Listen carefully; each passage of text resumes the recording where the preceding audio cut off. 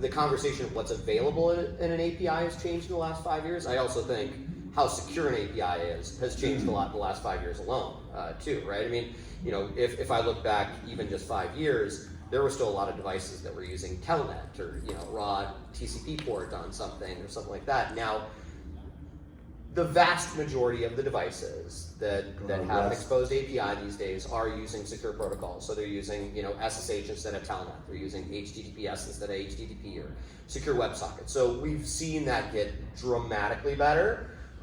It's a lot easier today to make those decisions, but that is just as equally critical when you're looking at making hardware selections, device selections in your org. Understanding not just what type of data does the API give me, but does it use secure protocols, right? Because you've already mentioned several times here, putting devices on the network and doing all these things. I want to add just something. I think I know. I feel what you're saying, because sometimes you don't want to open your devices, although they're secure, to outside the network, to outside your company.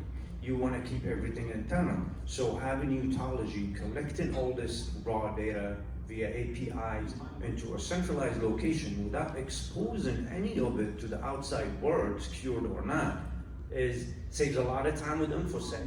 You don't have to go through all the checks and also management and heavy lifting on the firewalls. So I definitely can relate to that.